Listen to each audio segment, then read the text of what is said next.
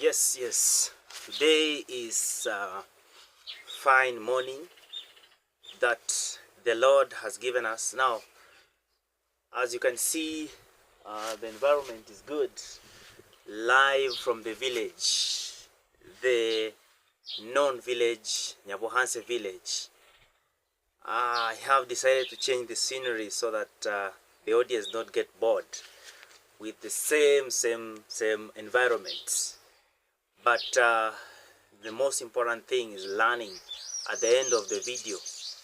Now, today I want to introduce tenses.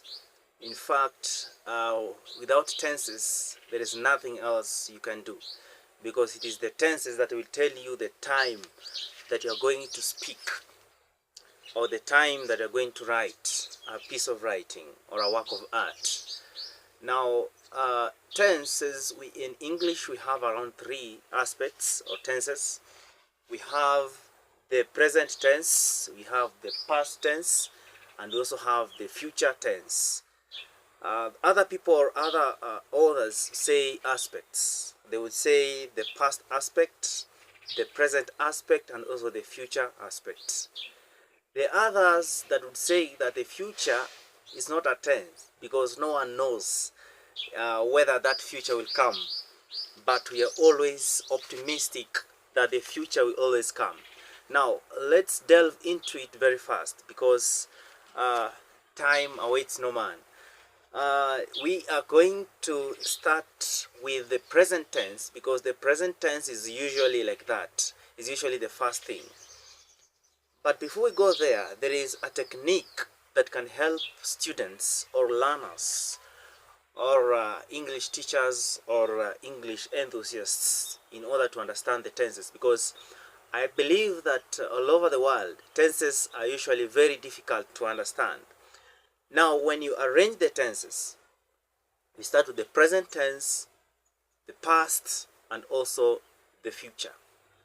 When you say the present has its different aspects. When you go and talk about the past has also its own aspects. And also when you talk about the future also has its own aspects. Right, together. Now, when you talk about the present aspects, the first one would say the present continuous tense. Secondly, still talking about the present tense, it is the present perfect tense. And then we now join the present perfect and continuous. Then the last one would be the present perfect continuous tense. So that is the technique that you can use, so that even if you go to the past, we are going to start with the simple past. Just like the present, we started with simple present tense, and then present continuous tense, and then present perfect tense, and thereafter present perfect continuous.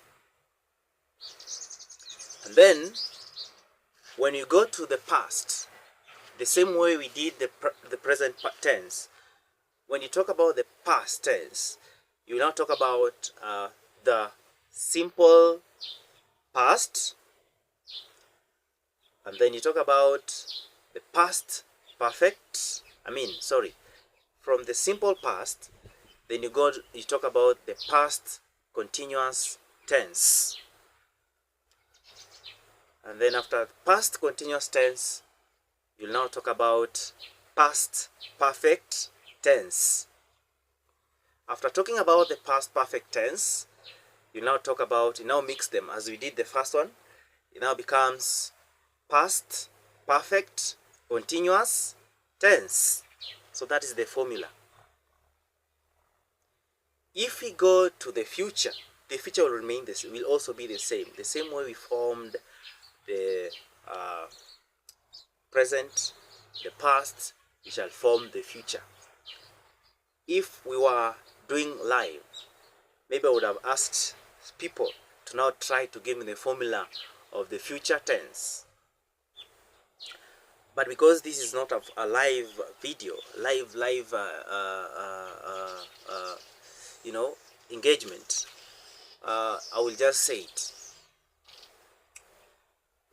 Yes, now the future tense, the same way, start from the simple.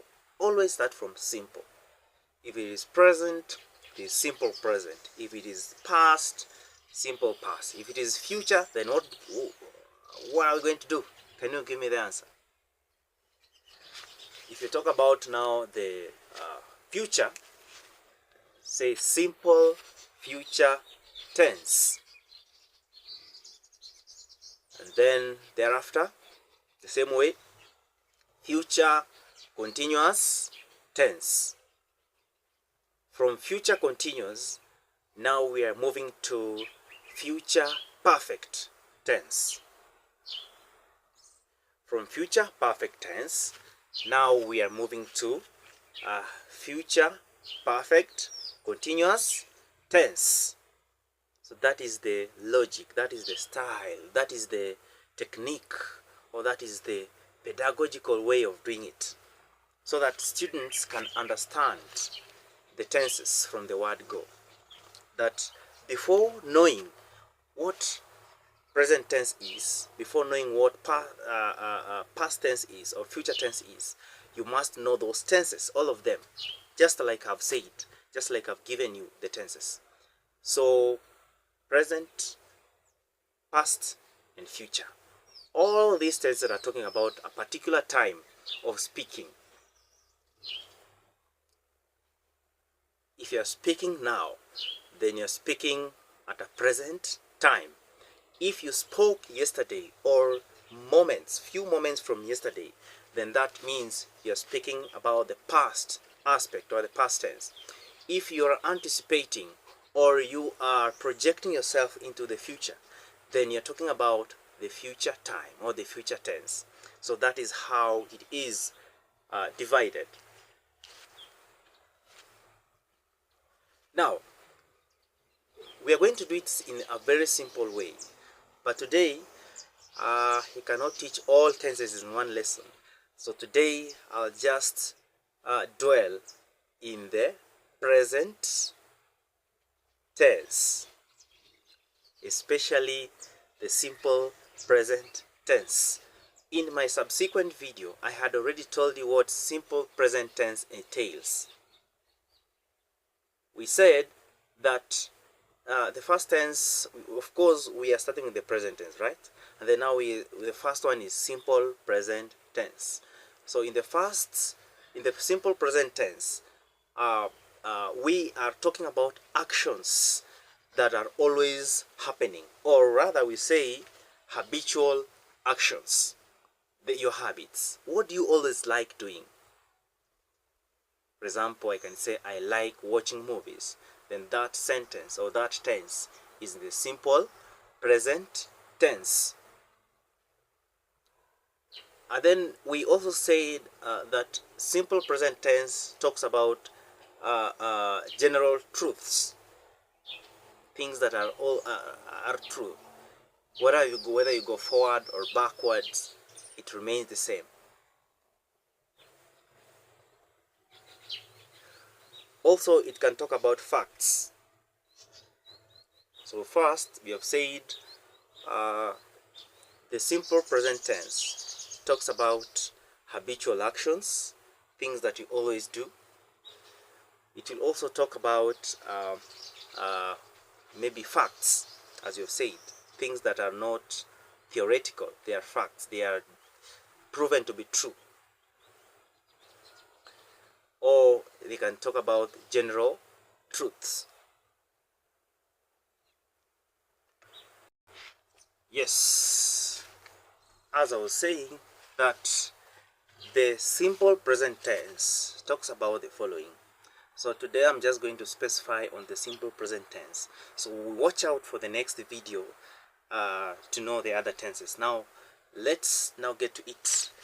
The simple present tense, the first, we have said it talks about habitual actions or your habit, general habits, what you always like doing. That is the simple present tense. Are we together? And then Then it will also talk about the general truths. Like for example, somebody can say the sun rises from the east to the west. That is a general truth that everyone understands, like that it is the sun rises from the east to the west. And then apart from that, the simple present tense will also talk about facts. As I have said previously, that facts are things or phenomena or issues that are proven to be true, or ideas that are proven to be true. For example, somebody can say that water boils at 100 degrees Celsius. So that one it is a fact because it has been proven to be true by scientists. So boils, if you look at, commonly if you look at the verbs, they will tell you that this tense or this action is always happening. And then lastly, you can say scheduled events. For example, I can say my lesson starts at 8 a.m. in the morning. So that is about simple present tense. But again, in order to understand this particular tense, you have to understand the structure of the sentence that this tense would appear.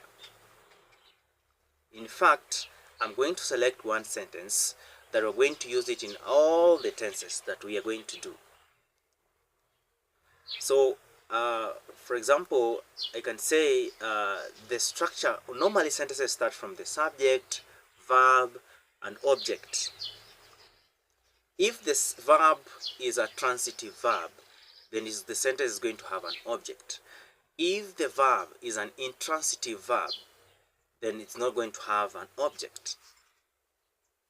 So, what are we saying? We're saying that verbs that have objects are referred to as transitive verbs, whereas verbs that do not have objects are referred to as intransitive verbs. So we are going to write a sentence, subject, verb, object, in the form of subject, verb, object.